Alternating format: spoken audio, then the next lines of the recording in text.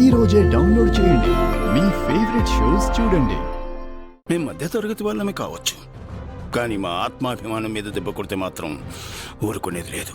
చూడు శ్రీనివాస్, మాటలు ఎన్నైనా చెప్పొచ్చు, కానీ మూటలు సంపాదించడం అంత సులువు కాదు.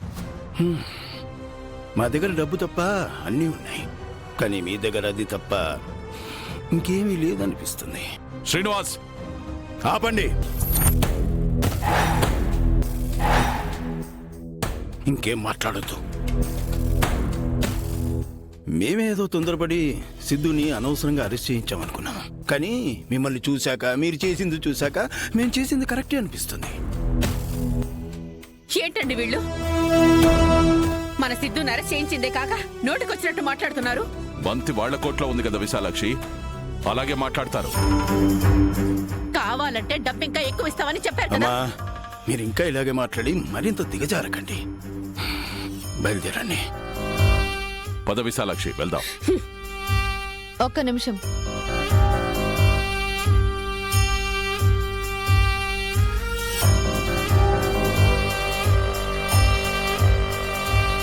డబ్బులతోనే మాట్లాడాలనుకుంటే దయచేసి ఇంకెప్పుడు మీరు మా ఇంటికి రావద్దు.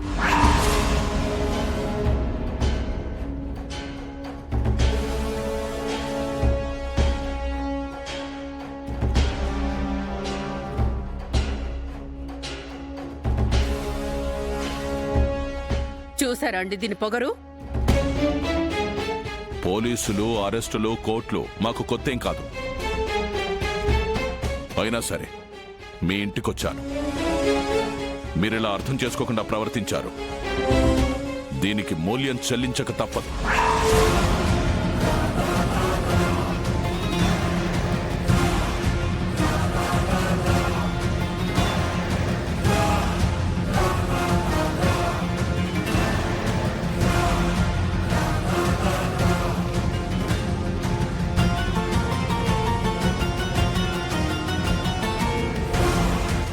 ఏంటి ఓవర్ యాక్షన్ చేస్తున్నావు?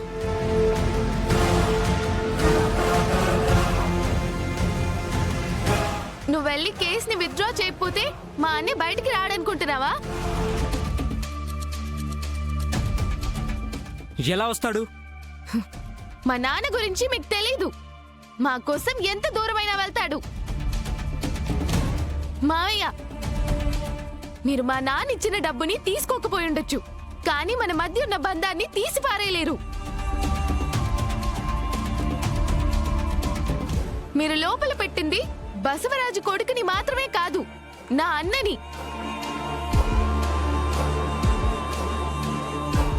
ఒక కన్నుని కాపాడడం కోసం ఇంకో కన్నుని పొడుచుకోకండి.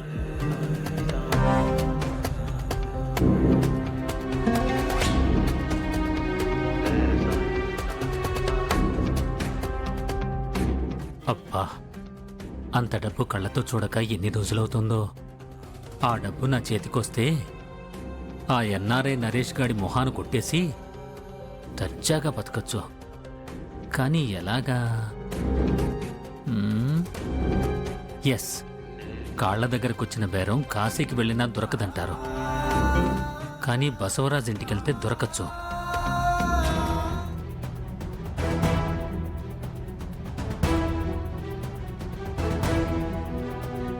ఒరే బసవా, అదేంట్రా నా మనవడెక్కడా? వెనకాల వస్తున్నాడా?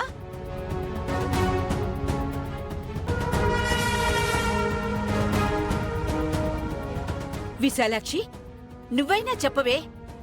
నీ కొడుకుని తీసుకురావడానికి వెళ్లారు కదా, ఏడి నా మనవడు? సిద్ధు ఇంకా స్టేషన్లోనే ఉన్నాడమ్మా. అదేంట్రా, నువ్వు వాణ్ణి విడిపించుకుని రావడానికే కదా వెళ్ళావు? వెళ్ళామమ్మా, కానీ కేసు పెట్టిన వాళ్ళొచ్చి అది విత్డ్రా చేసుకుంటే తప్ప సిద్ధుని రిలీజ్ చేయనన్నారమ్మా.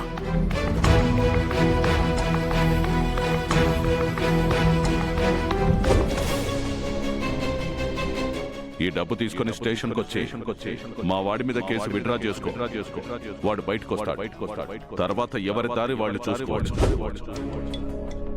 మా దగ్గర డబ్బు లేకపోవచ్చు కానీ అది లేని వాళ్ళు దానికోసం ఏమైనా చేస్తారనుకుంటే అది మీ పొరపాటు. దయచేసి ఇంకెప్పుడు మీరు మా ఇంటికి రావద్దు.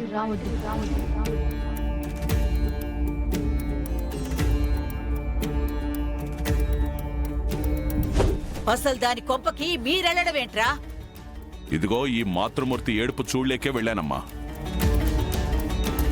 కానీ ఎంత అవమానం జరుగుతుందని నేనస్సలు అనుకోలేదమ్మా. ఎంతకి తెగించారా వాళ్ళు? ఆస్తి కోసం సిద్ధుని బుట్టలో వేసుకుని తాళి కట్టించుకోవడమే కాక అరెస్టు చేయించింది.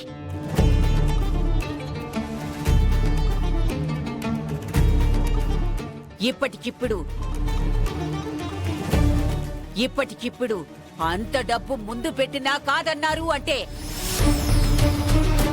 వాళ్ళ మనసులో మన కుటుంబం మీద ఎంత విషం పెట్టుకునుంటుంటారా వాళ్ళు?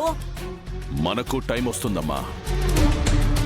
అప్పుడు వాళ్లతో ఎందుకు పెట్టుకున్నాం రా భగవంతుడా అంటూ వాళ్ళు ఏడవలేక చావాలమ్మా.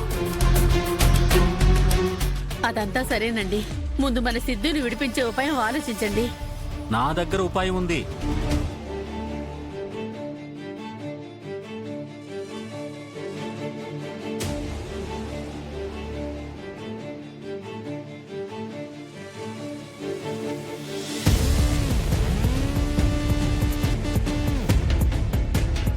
నిన్నెవడ్రా లోపలికి రానిచ్చింది? చూడండి, ఒక్క నిమిషం. నేను చెప్పేది వినండి, తర్వాత మీ ఇష్టం. ఏంట్రా చెప్పు. మీ సిద్ధుని విడిపించే ప్లాను నా దగ్గరుంది.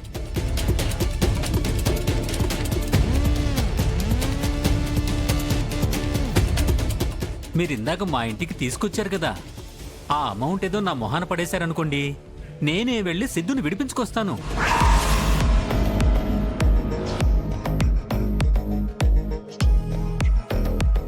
అరే, అంత ఆలోచిస్తారేంటండి? మీరు రేపు లాయర్కి కేసుకైనా ఖర్చు పెట్టాల్సిందే కదా. నేను ఆలోచించేది ఆ డబ్బు గురించి కాదు, సిద్ధుని నువ్వెలా విడిపిస్తావు అని. ఎలా అంటే మీ సిద్ధు పైన కేసు పెట్టించింది నేనే కదా.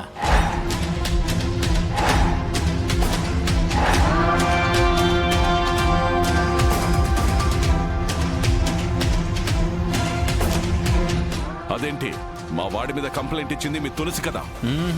ఇచ్చింది తులసినే, కానీ ఇప్పించింది మనం కదా.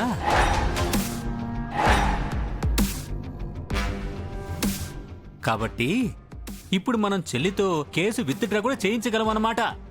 అయితే ఇప్పుడు మమ్మల్ని ఏం చేయమంటావు? ఏముందండి, సింపుల్. ఆ అమౌంట్ నా చేతుల్లోకి, సిద్ధు మీ ఇంటికి, అంతే. Deal close.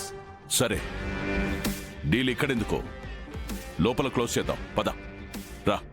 పదండి సార్.